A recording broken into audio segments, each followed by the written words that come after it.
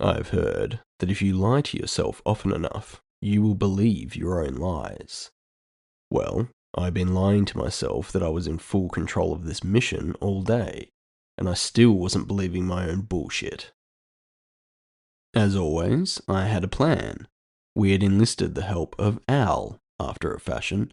He didn't actually have to do anything, he just needed to put out more security, lock some doors, help us funnel the guy where we wanted him. We knew he would be scoping out the bar tonight. Going over the footage of the last few days, he had been here even while we had, so we knew he would be back. We picked a night, we were prepared, loaded up with some good old-fashioned reliable firearms, some blades, and a sturdy pair of handcuffs. This was the plan: lure him out with Darcy. Then, in the press of bodies, get close and get the cuffs on him. If he tried to make a break for it, Reva would chase him down. Al would have all potential exits blocked except the front door, one way in, one way out. Reva was our front doorstop. I didn't want to risk any of Al's bounces to someone as unstable as Cyrus if he was going to try and make a break for it. There was an anti-violence field over the whole club, and bouncers, as always, would enforce the no-carry rule for firearms and blades. The only reason I was being allowed in packing iron was my badge. There was always unseen opportunities that could be exploited. The plan wasn't as foolproof as I would like. A public space like a nightclub, nothing is foolproof. A psycho like this, anything could happen. Reva was a key part of the plan, though. If I failed to get the cuffs on him, she was up. If he tried to leave early, she was up. If he went full speed, well, you guessed it. I felt like a dog with its teeth pulled. I was almost completely useless, a hunter with no ability to catch prey. My tech, or my lack thereof, was my flaw.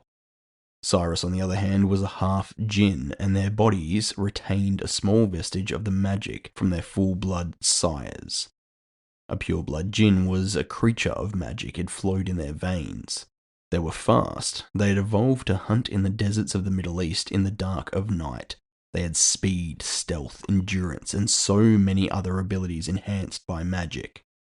Half-blood djinn, though, were a lot like half-blood elves. They were watered wine. So I knew to be on my guard. But according to Darcy, Cyrus had never capitalized on his magic outside of his speed. He probably didn't even really understand his own body or how it worked. To be fair, I didn't either. For someone who used to be a magic user, I wasn't very well educated on magic. I just knew the basics. I let other people delve into those thick and dusty tomes. 10 p.m. The night was just starting to find its groove. Neon lights lit the dance floor. The smell of alcohol, cheap deodorant, and expensive perfume permeated the air, and the music was loud enough you could feel the bass in your chest. The place was packed, still a mix of people who had come in for the post-work drinks and those who were rolling in for an all-night party. It was about as eclectic collection of punters as you could expect. Every race, creed, every colour. I even saw a pair of kitsune somewhere at the back.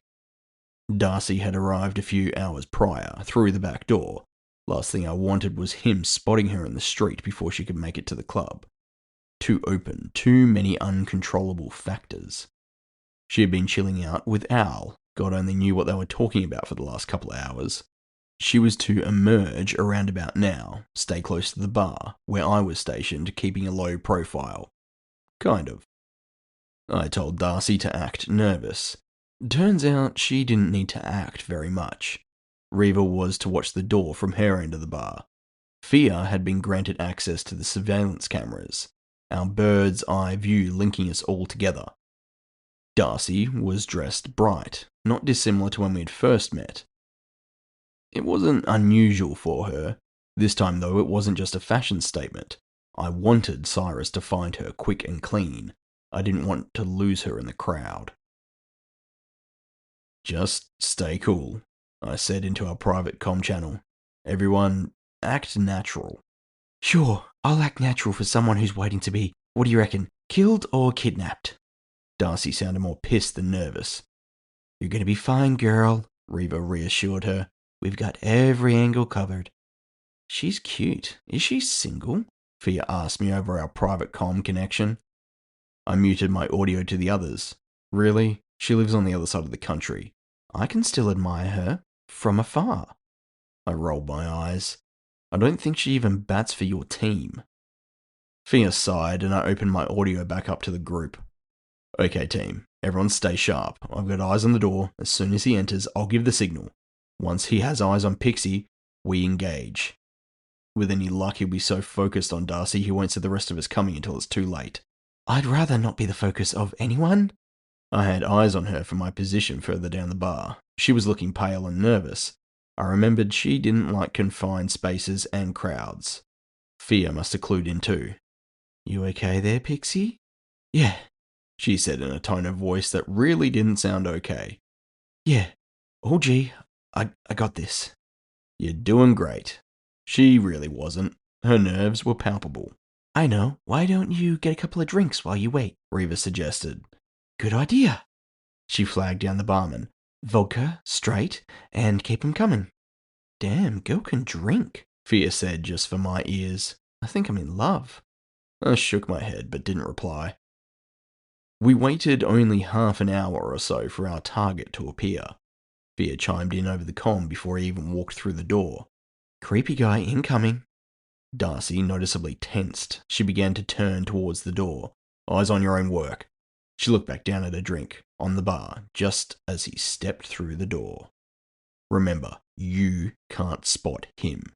Keep your back to the crowd. He can't know that you know he's here." She nodded. Her voice was low as she replied, "I think I'm going to have a heart attack. It doesn't feel right standing here with my back to him." "Don't move," I warned her. "Don't look around. You'll give the game away." She froze up. "Don't worry. We got eyes on you and him. You're all right. Everything's going to be fine." "He's making a circuit," Fia said coolly. "He should be able to see her in..." She trailed off as she paused. 5, 4, 3, 2, 1.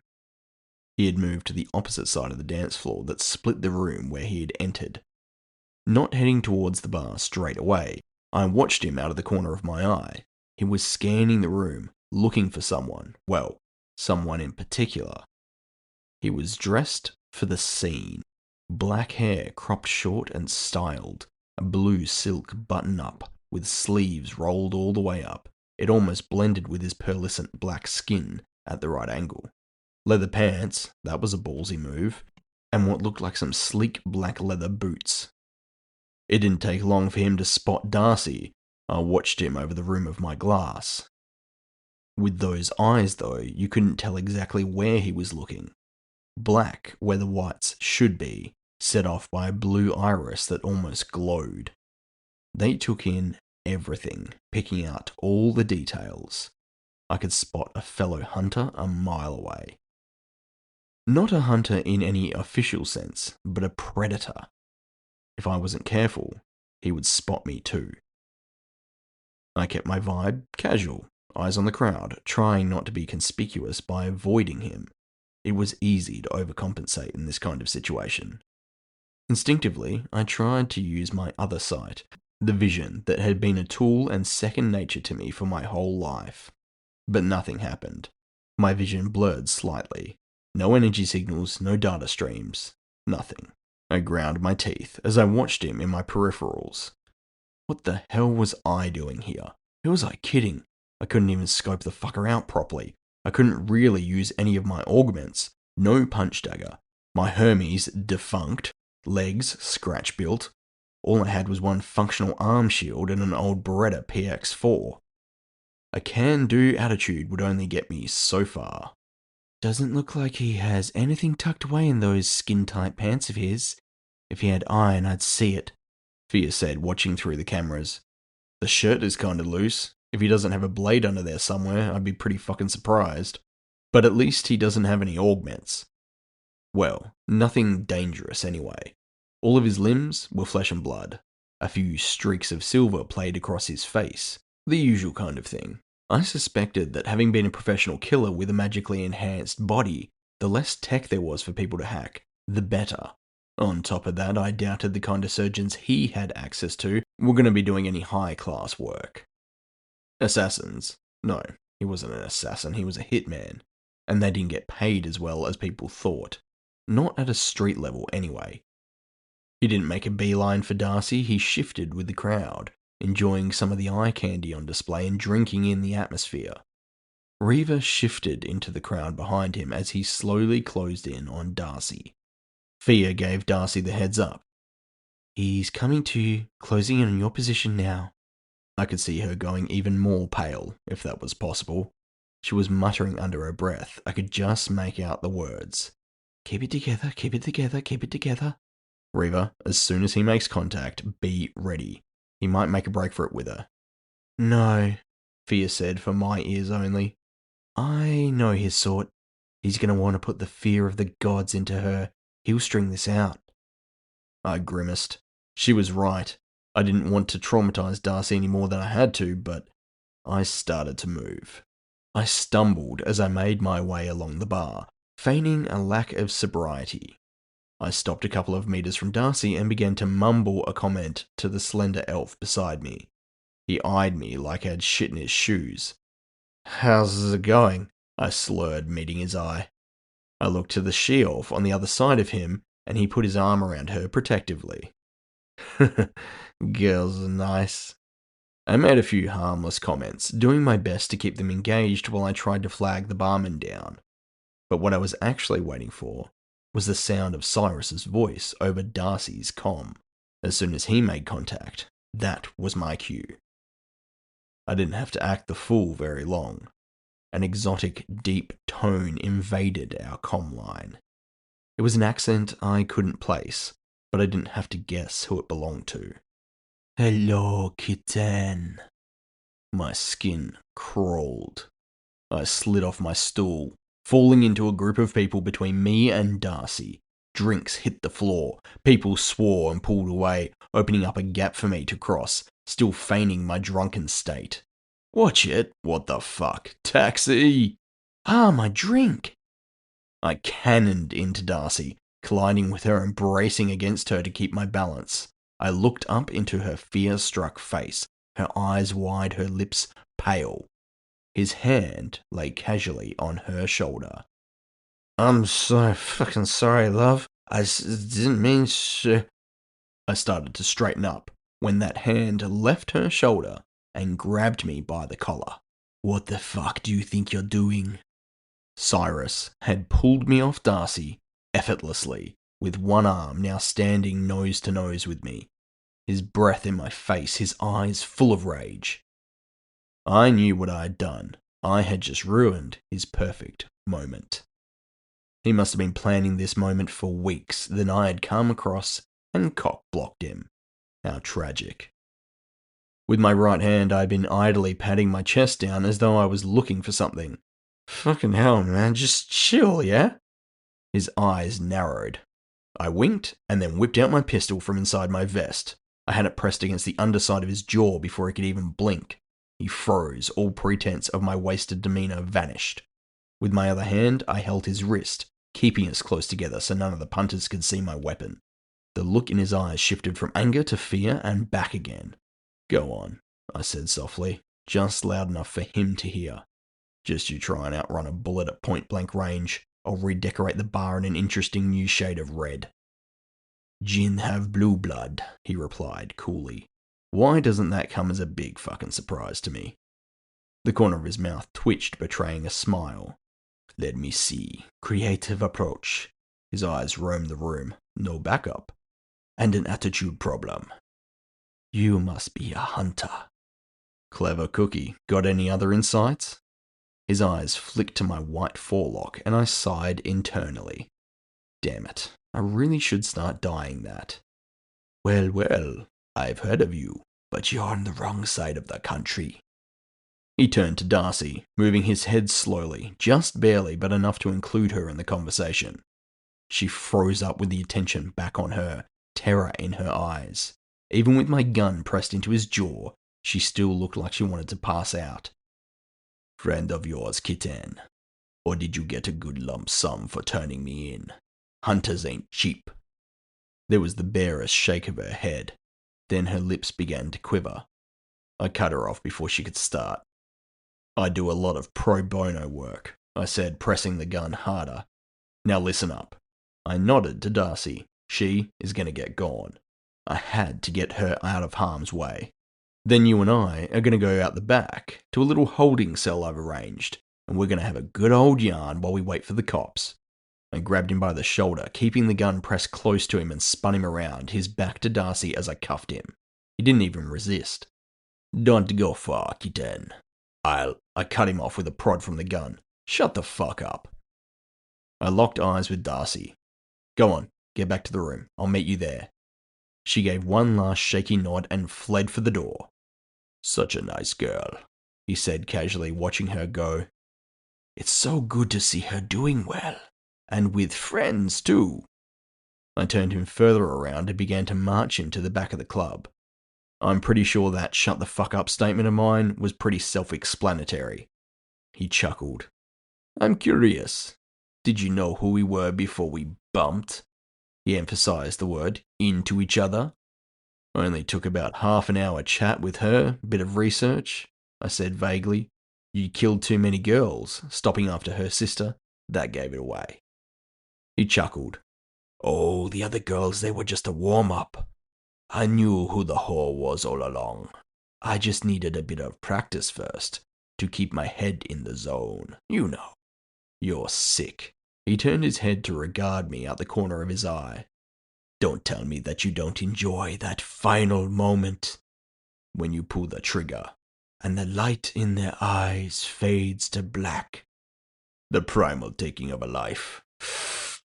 He sucked air in through his teeth. Oh, there is nothing sweeter.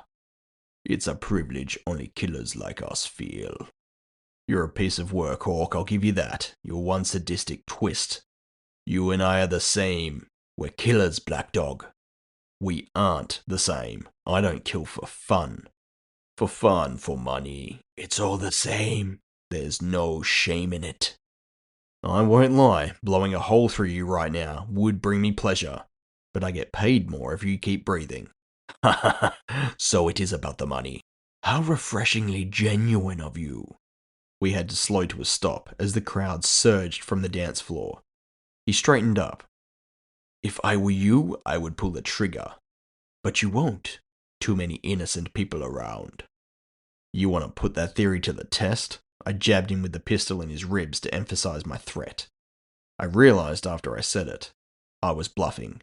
He was right. The gun was an empty threat. The shot would go right through him and into the crowd. You can't hesitate before a kill. You should know that. I'm too dangerous to take that risk. Come on, I deserve it. He goaded me on, and I was sorely tempted.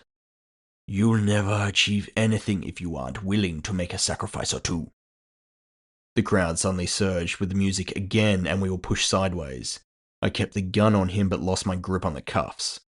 Fun fact about these mechanical cuffs, he said as we began to regain our footing, but the second surge had thrown me even more off balance.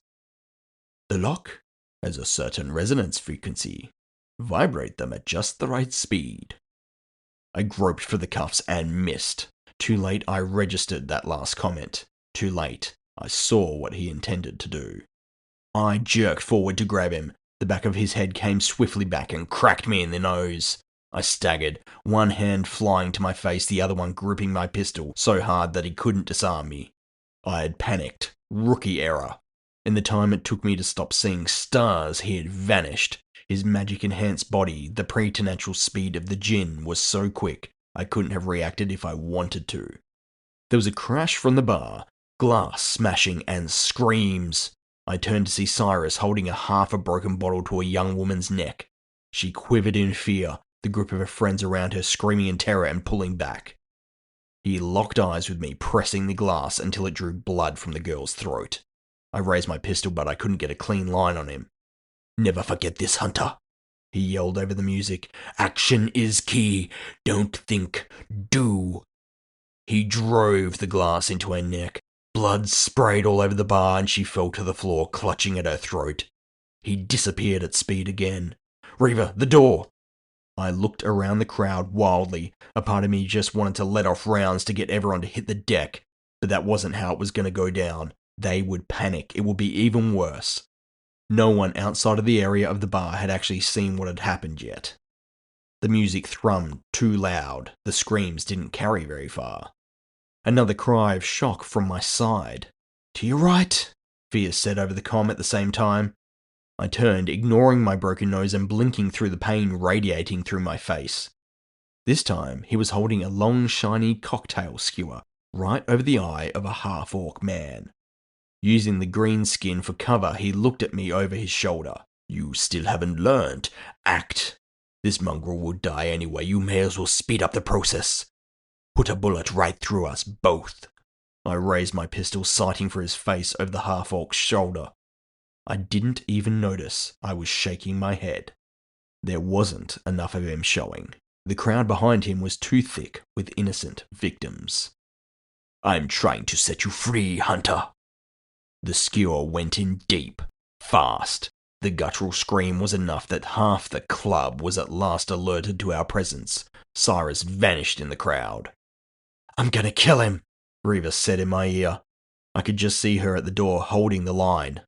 "Hold," Fia said frantically. "It's his only exit." I looked around for him and his next target. "Last chance, Hunter." I looked up at the balcony overlooking the dance floor. "Blow me away, or I go and find my sweet little kitten." He held a gnome woman over the crowd by her neck, still using his victims to shield himself from my aim. "The fall won't kill her, but I can probably snap her neck first." His grip tightened and she squealed. "Catch her," I commanded Reva. There was the barest hint of a green streak and Reva was there. She'd crossed the club in one burst and launched herself off the DJ table into the air. Her speed unit, her Hermes, giving her the run she needed for such a jump. She dropped back to normal speeds just as her arms wrapped around the gnome. Her other hand held up her knife, its blade dripping blue. Cyrus cried out in pain, gripping the wrist of the arm with which he had held the gnome, his other hand pouring blood between his fingers. From this angle, aiming up, I didn't have to worry about hitting anyone else. My bullet took him in the shoulder just before he vanished one last time. He knew we had someone at the door, I said to Fia and Revo as we stood outside the club. The ambulance lights were adding new colours to the already neon-lit streets. "You think? Like he was trying to draw Reva away?" Fia said. She'd been re-watching the footage, and we'd given our statements to the cops. She spoke up. "I think he did look at Reva at least once," she confirmed. "He knew," I insisted. Prison hadn't dulled this asshole. He was sharp and slippery. "You better get Darcy on the comm. We need to get her out of the city."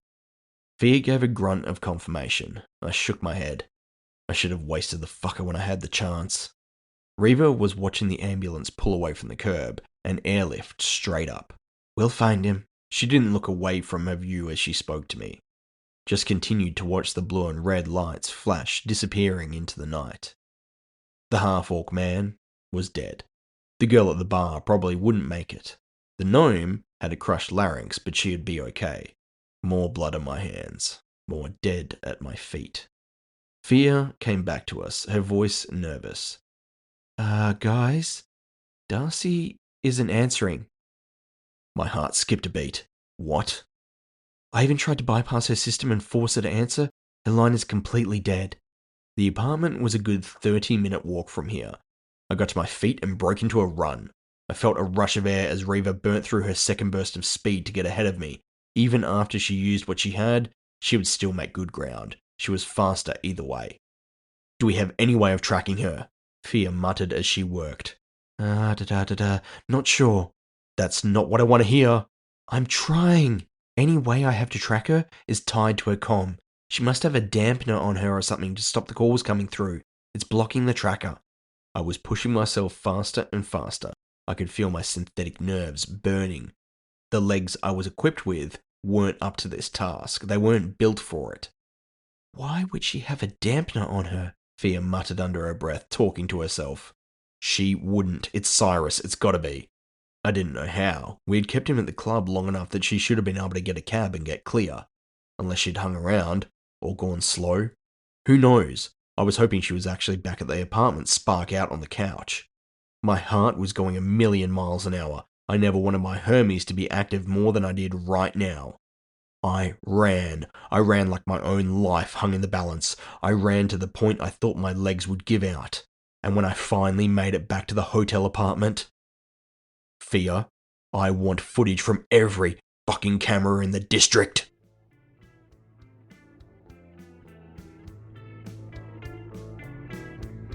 Thank you very much for listening to Cyphers Edge. If you enjoy this podcast, a subscription to the channel would be most appreciated. If you'd like more content from me, you can find me on various social media platforms. I also have a Discord. It's a small community, but we'd love to see you there to talk about the genre and any other topics that relate to the podcast, literature, or sci-fi and cyberpunk. As always, the script and narration were done by JJ Brandis, myself, and the music was done by Cale McLeish.